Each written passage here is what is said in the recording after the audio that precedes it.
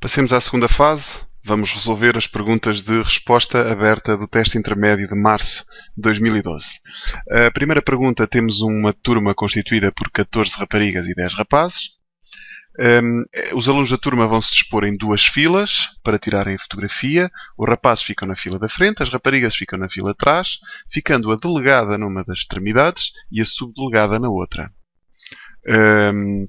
Escreva uma expressão que dê um número de maneiras diferentes nestas condições dos jovens se exporem em fotografias. Portanto, para os rapazes não há grandes dúvidas. Nós vamos ter ali os 10 lugares para o rapaz, 2, 3, 4, 5. Não é preciso estarmos com estas contas todas. No fundo é 10 fatorial. O que acontece com as raparigas? Temos 14 lugares ao todo, mas nas extremidades fica a delegada deste lado, ou fica a delegada deste lado, está bem? Sendo a subdelegada remetida para a outra extremidade. No fundo, há duas hipóteses. Delegada aqui, subdelegada aqui, ou ao contrário. Então, temos aqui 2 ou 2 fatorial. E depois sobram 12 raparigas que se podem dispor em qualquer um dos outros 12 lugares que estão ali à disposição. Como isto faz tudo parte do mesmo processo, sentar toda a gente, eu tenho 10 fatorial para os rapazes, para sentar os rapazes, e 2 vezes 12 fatorial para raparigas. Portanto, no fundo, a resposta é esta aqui. Não é preciso calcular, é só preciso apresentar o valor. Eles dizem aqui não é preciso calcular o valor obtido. Na próxima, estão a ser formadas comissões com 2 jovens. E X representa o número de raparigas que integram essa comissão. Portanto, as raparigas podem ser nenhuma rapariga nessa comissão, uma rapariga ou duas, porque no fundo estamos a escolher 2 pessoas. Então, relativamente às probabilidades, portanto, os casos possíveis nunca mudam, não é? Temos 24 pessoas, estamos a escolher 2, não interessa a ordem porque estamos a falar de uma comissão, está bem? Não há aqui cargos diferentes. Então, cá em baixo ficaremos com 24C2, que eu já vou passar a calcular.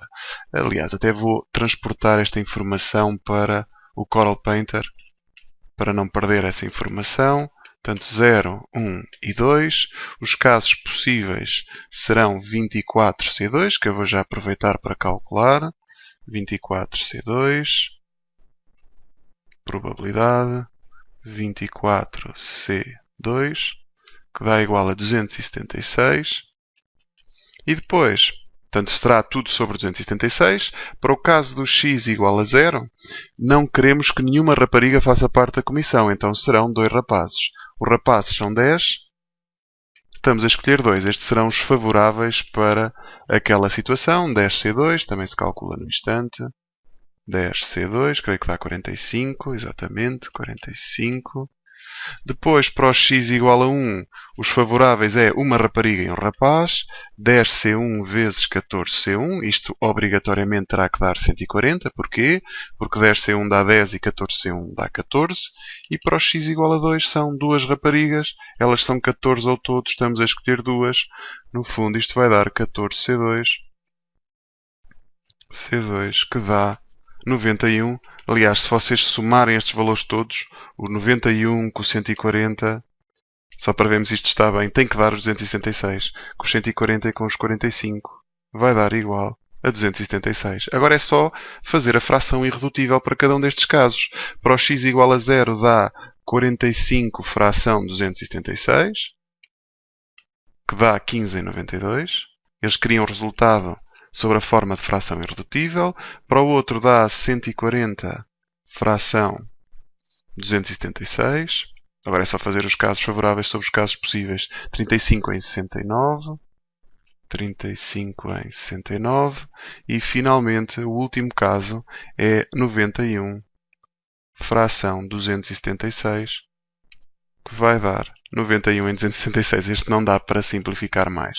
276. Mais uma vez, se quiserem fazer a experiência, façam o cálculo destas frações todas para ver se as coisas estão bem.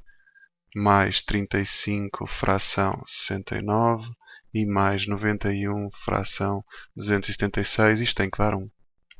E dá, de facto, 1. Portanto, está tudo bem feito. Pelo menos de acordo com os dados do problema. Próximo.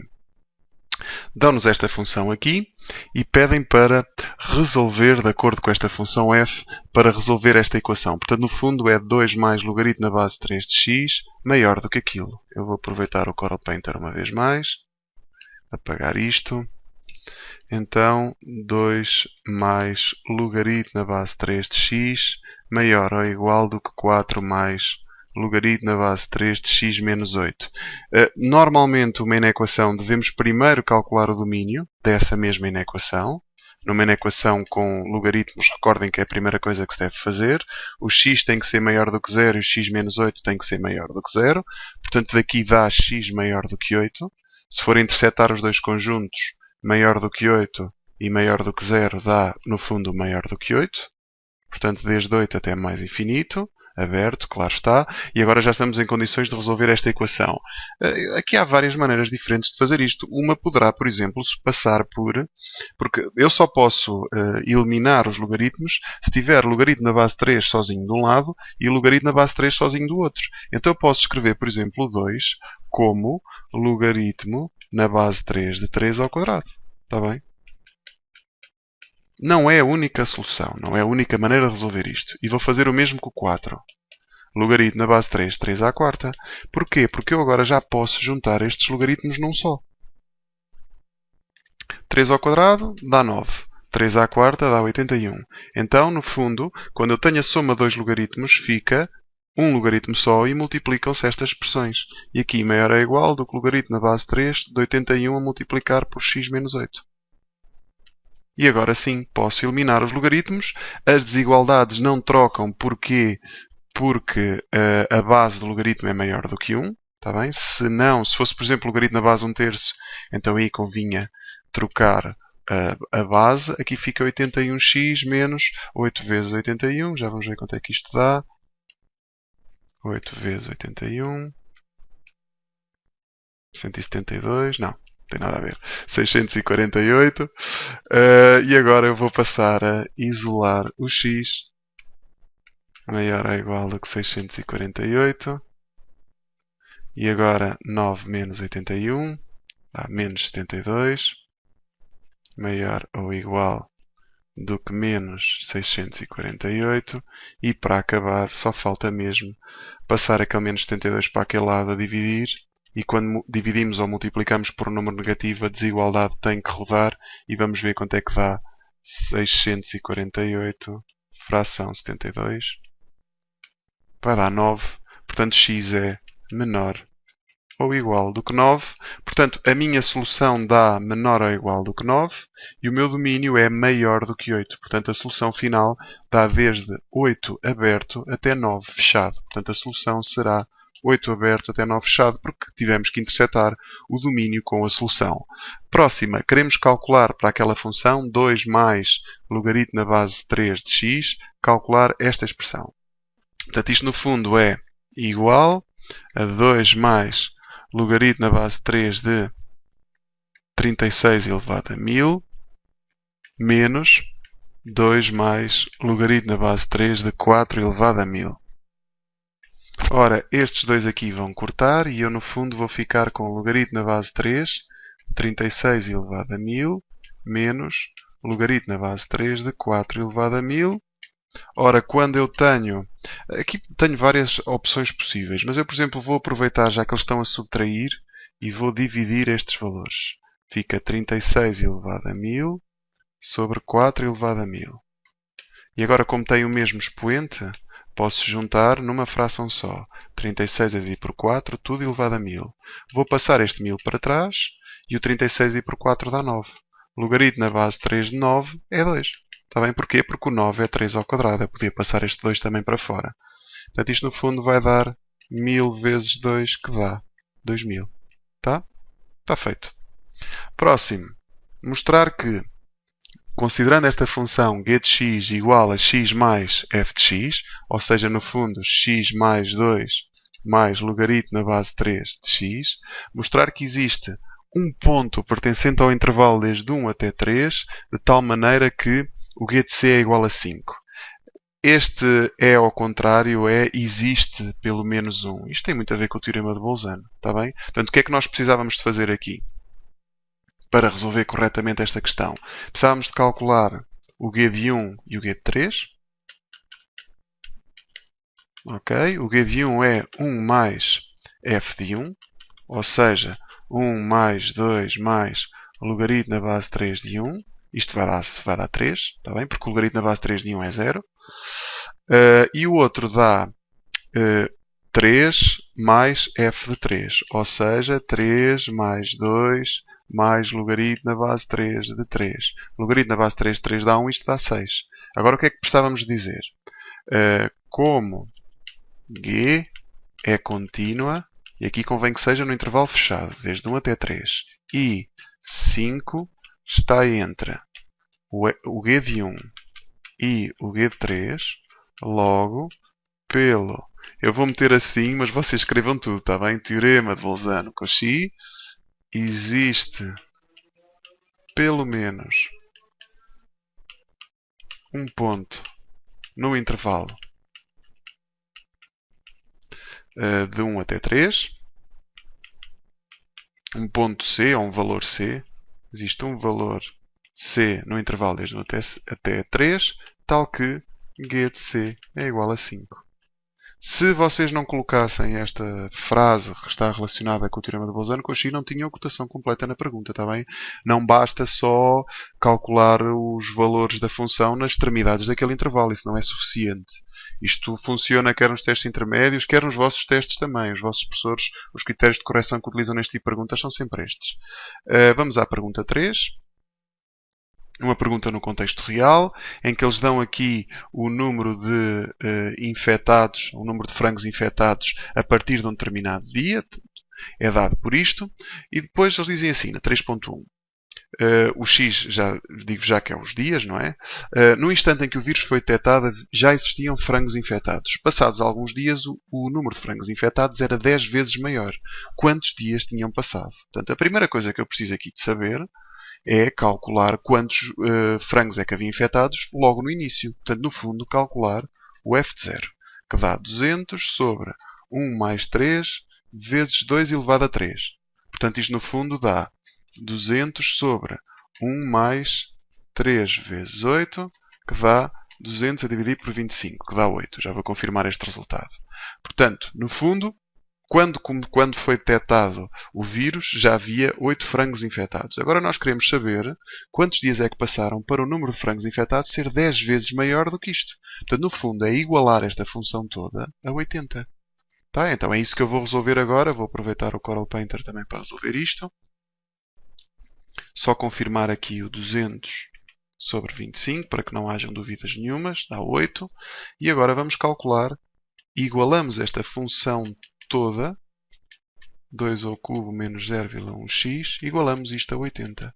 E agora fazemos as contas do costume. Passamos isto para lá a multiplicar e fica 200 igual a 80 mais 80 vezes 3 dá 240. Vezes 2 elevado a 3 menos 0,1x. Está bem? Eu fiz a propriedade distributiva, multipliquei 1 por 80 e depois isto tudo a multiplicar por 80, multiplicamos apenas o 3. Passamos o 80 para lá a subtrair, dá 120, igual a 240 vezes 2 elevado a 3 menos 0,1x. O 240 passa a dividir porque está deste lado a multiplicar e dá 0,5, ou 1 meio se quiserem. Está bem? 2, 3 menos 0,1x. Agora podíamos passar isto para o outro lado como logaritmo, ou então reparar que o meio é 2 elevado a menos 1. Também dá para fazer assim.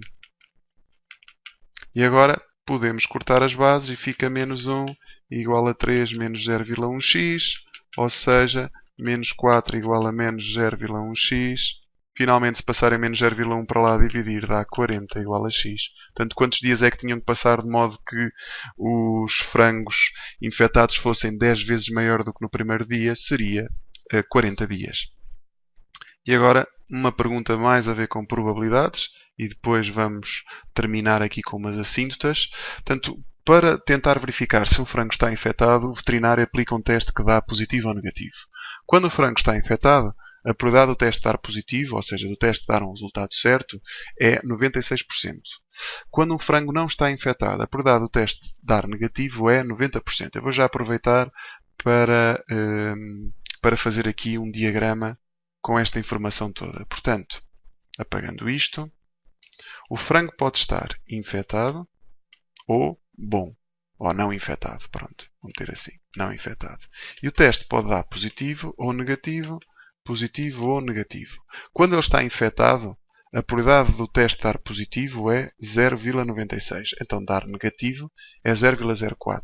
Para o outro, quando ele não está infectado, ele dá negativo em 90% dos casos, então dá positivo em 10%. Agora falta saber, eles dizem que no aviário existiam 45 frangos infectados 30 dias depois. Havia 450 frangos não infectados. Então eu vou tentar descobrir quantos frangos infectados é que havia passados 30 dias, está bem? Para saber a totalidade de frangos que havia no aviário nessa altura. O que é que eu vou precisar de fazer? Ir à minha função inicial e substituir o x por 30. Portanto, eu vou já passar a fazer isso. Fico com 200 a dividir por, abrir parênteses, 1 mais 3 vezes 2 elevado a 3 menos 0,1 vezes 30. E vou fechar aqui o parênteses. Portanto, havia 50 frangos infectados. Portanto, ao todo, temos 500 frangos, 450 são não infectados e os outros 50 são infectados. Porque temos 50 frangos infectados de acordo com o cálculo que eu fiz ali. Estes são os infectados. Temos 450 não infectados. Ao todo, no total, vamos ter 500 frangos. Portanto, aqui será 50 sobre 500, que dá 1/10, e o outro dá 450 sobre 500. Se fizerem as contas, dá 9/10. Agora é que é. Já temos o diagrama da árvore completamente construído.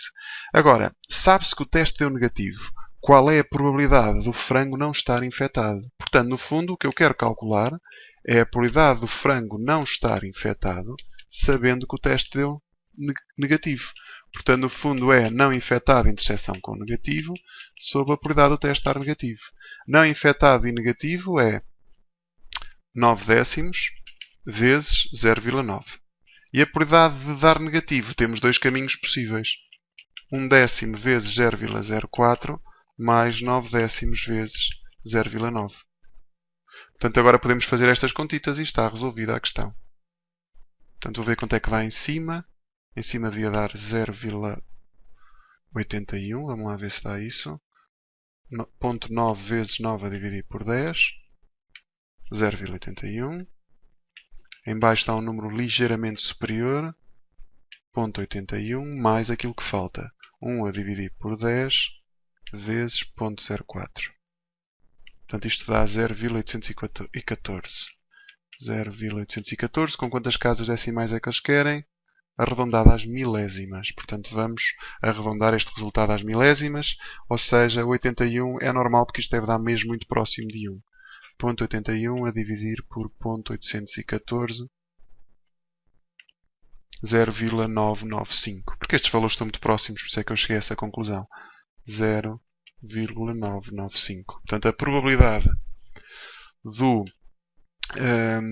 do frango não estar infectado, sabendo que o teste deu negativo, a tal probabilidade condicionada é 0,995. Ok, última questão. Agora sim, a ver com assintos horizontais. Portanto, esta expressão que aqui está dá uma função que tem uma assinto horizontal para mais infinito e uma assinto horizontal para menos infinito. E eles querem saber qual é o valor de k de modo que as duas assintas sejam a mesma. Portanto, no fundo, que tenha uma assinto horizontal bilateral. Eu vou calcular, claro está, vou calcular a assíntota à direita e à esquerda. Até vou começar à direita porque é mais simples. Portanto, eu vou calcular aqui primeiro a assíntota para mais infinito, limite, quando x tende para mais infinito, desta função, 2x mais ln x sobre x. Isto dá uma determinação infinito sobre infinito, mas que se resolve rapidamente se vocês separarem duas frações, porque este primeiro dá 2 e este aqui dá 0 porque é um limite notável, está bem? Portanto, este é um limite notável. Portanto, isto no fundo dá só 2. E agora, vamos ver para menos infinito. Portanto, eu tenho k mais xl levantado a x. Também dá uma indeterminação. Porquê? Porque aqui temos menos infinito e e levantado a menos infinito é 0. Portanto, dá infinito vezes 0, que é uma indeterminação. Ora, como envolve funções exponenciais, convém que eu aplique aqui o limite notável. E o limite notável que eu vou tentar aplicar aqui é este. E levantado a x sobre x elevado a p, isto dá mais infinito. Aliás, até é o inverso deste limite notável. Porquê é que vai dar o inverso? Porque se vocês repararem, a primeira coisa que aqui aparece como grande diferença, eu até vou escrever isto assim, a grande diferença entre este limite E o nosso limite notável que está ali é que o x não está a tender para mais infinito e sim para menos.